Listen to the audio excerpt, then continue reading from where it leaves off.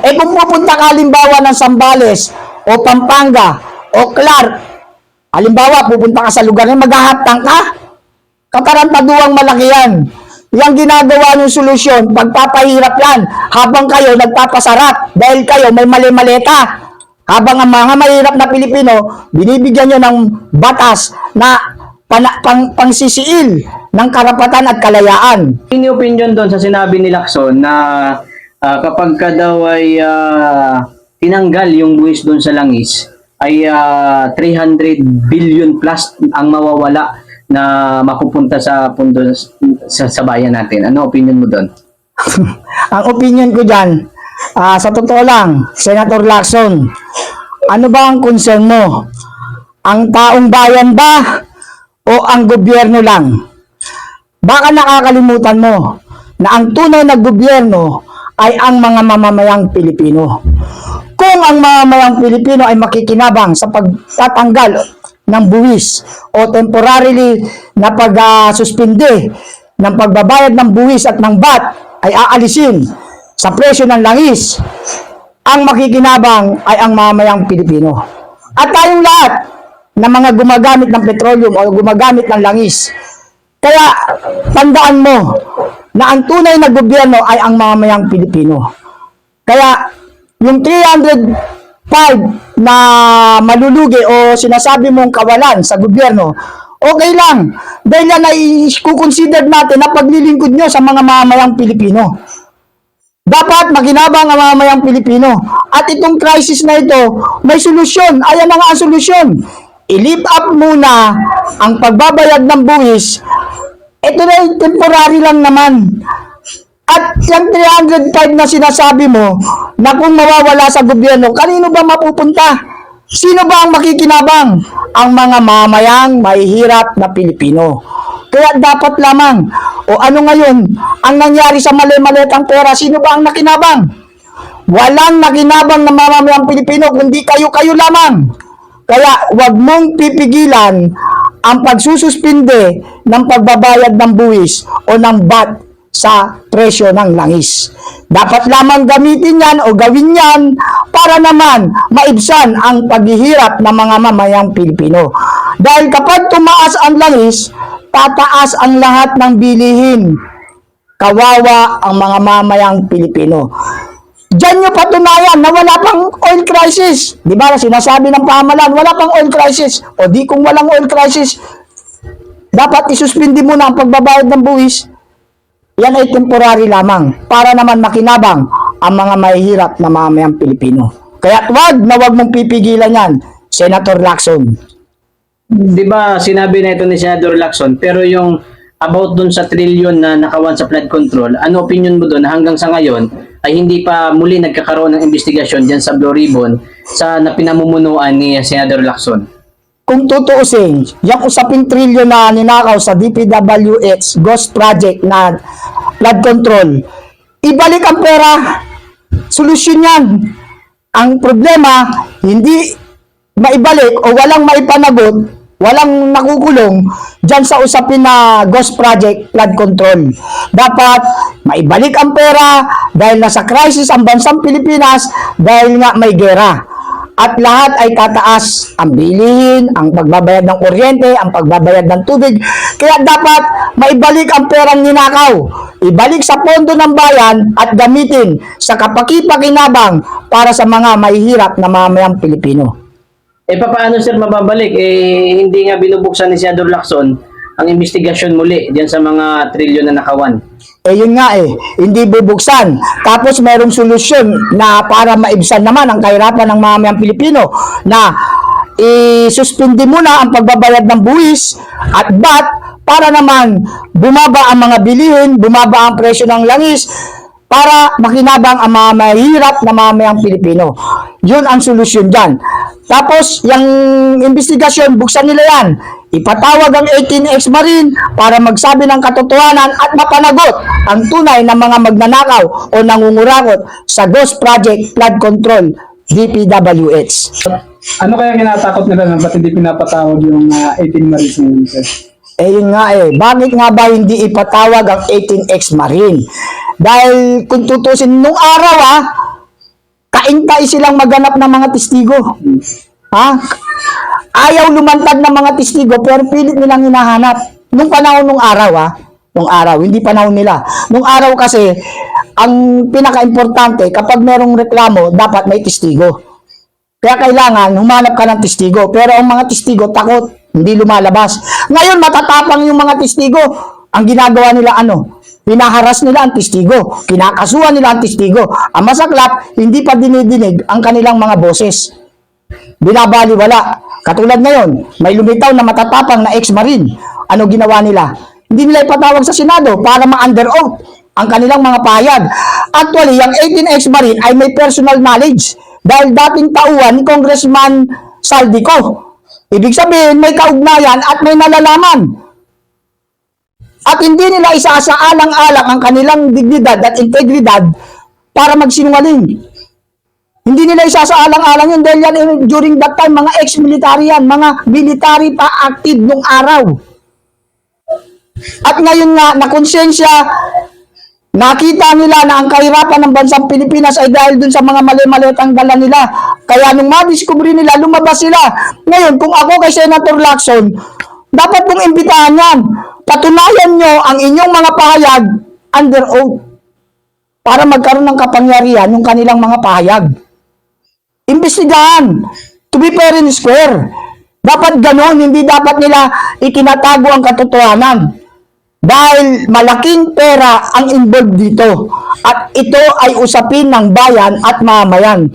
Kaya dapat, yung 18 ex-marine, imbestigahan nila, ilabas nila sa Senado para malaman nila kung ano ang katotohanan.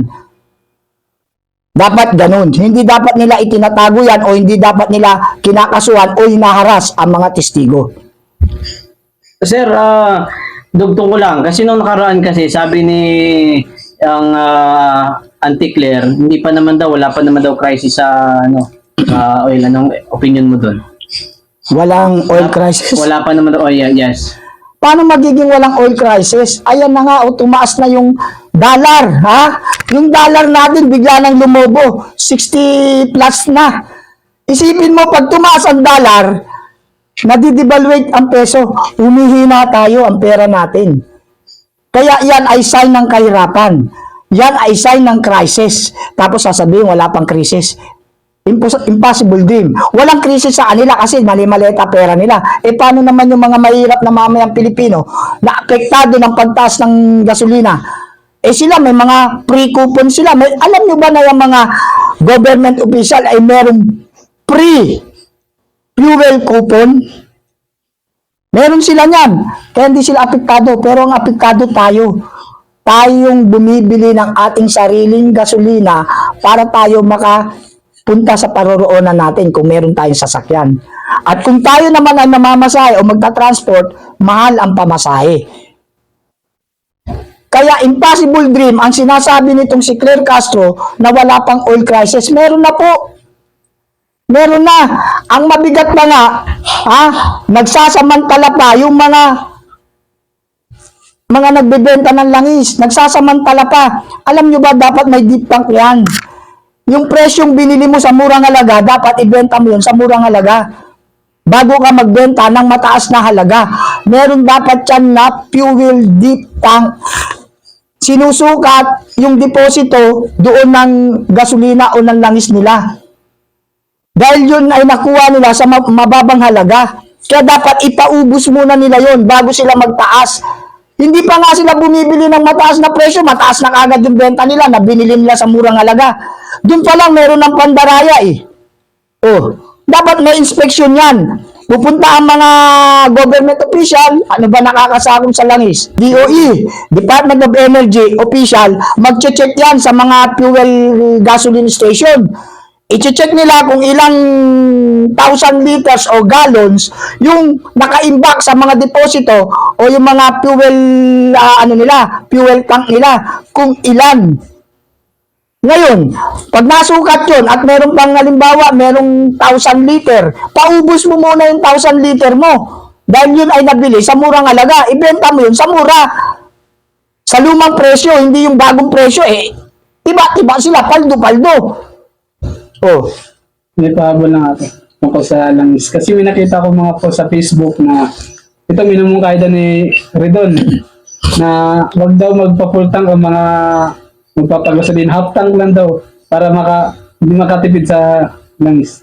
Bakit ba ang mga mahihirap na mamamayang Pilipino ang kanilang pinapahirapan? Gago ka ba, Redon? Ha? Pupunta ka halimbawa ng sa Pampanga o Zambales, maghahaptang ka lang? Ha? Hindi ka pwedeng maghaptang. Doon pa lang nga sa traffic, ubus na yung gasolina mo. Sa tagal ng biyahe, dahil traffic. Kung pupunta ka halimbawa ng Zambales o Pampanga o Clark, halimbawa pupunta ka sa lugar na maghahaptang ka? Katarantaduang malaki yan. Yang ginagawa ng solusyon, pagpapahirap yan, habang kayo nagpapasarap dahil kayo may mali-maleta. Habang ang mga mahirap na Pilipino, binibigyan nyo ng batas na pangsisiil ng karapatan at kalayaan. Sir, pero bakit sa tingin mo kaya parang ang init nitong dugo ni Congressman Ridon sa mga Duterte? Kita mo naman sa impeachment, siya din ang pinakamaingay. Ano ba sa tingin mo? Kasi nga, tinanggal ni Duterte yan eh. Di ba, under dati yan sa PUR na secretary, di ba? Di ba, sa poverty, ano yan eh. Doon siya naka-assign eh. Travel ng travel, na-detect, na-monitor ni Pangulong Duterte. Di tinanggal, ano ginagawa niya ngayon? Political revenge. Namumuliti ka. Kaya matindi ang galit niya. Hindi yan pagmamalasakit. Yan ay isang political vendetta. Gumaganti. Dahil wala na sa pwesto ang mga Duterte. Sa palagay mo ba kung nasa pwesto ang mga Duterte, gagawin nila yan? Hindi nila magagawa yan. Halimbawa, Pangulo si Pangulong Duterte, hindi nila magagawa yan. Kaya nila ginagawa ni Redon yan dahil nga namimersonal at mamumulitika siya. Dahil siya ay isa sa tinanggal, siya ang more expensive na nagastos during the term of Duterte, President Duterte. Kaya tinanggal ni Pangulong Duterte yan dahil more expenses. Sobra-sobrang paggamit ng pondo ng bayan. Biruin mo, nasa poverty department ka o ano ka, secretary, tapos gastos ka ng gastos, travel ka ng travel, habang yung mga mahihirap na nasasakupan o jurisdiction ng iyong departamento ay napapabayaan mo dahil yung pera na para sa mahihirap ay nagagamit mo lang para mag-spend ng iyong time sa ibang bansa. Ang daming travel yan, kaya tinanggal yan. Yes, sir. So sa tingin mo kaya, bakit kaya hindi tinuloy nito nila Congressman Ridon ang investigasyon sa Manila Bay? Kasi siya din ang nagsabi na iimbestigahan yung Manila Bay. Sa tingin mo, bakit hindi itinuloy? Wala namang grounds eh. Walang dahilan. Paano mo itutuloy? Itutuloy mo. Ang katotohanan na maglalantad, di mapapahiya lang sila dahil ang Manila Bay, yung Dolomite Beach na yan, ay talagang nakatulong sa turismo. Malaking tulong po ang Dolomite Beach. Unang-una, napaganda, naging malinis ang Manila Bay, at nakahikayat ng mga turista. Maging tayong mga mamayang Pilipino, madalas na pupunta dyan dahil nga maganda na ang lugar at mabango na. Kaya malaking tulong ito sa ekonomiya at malaking tulong ito sa mga residente ng Maynila. Kaya hindi niya itinuloy kasi nga walang magiging resulta eh. Dahil walang justification. Wala silang masisilip dahil yung pondo ng pera para dyan sa Dolomite ay nagamit. Kaya wala, hindi nila tinuloy. At saka pag tinuloy nila, ang mga taong bayan ang magagalit sa kanila. Bakit? Wala namang dapat ireklamo eh. Sasabihin dahil baha, yung pagbaha, dati nang may baha, wala pang Dolomites, may baha na. Sumobra lang ang pagbaha ngayon dahil yun pala yung mga ghost project ng flood control hindi napunta. Kaya ibiniblame sa Dolomite. Dahil sino ang may project? Pangulong Duterte. Kaya idinidikit sa mga Duterte para pasamain ang mga Duterte. Pero hindi yan pagmamalasakit. Yan ay pamumulitika lamang. Okay.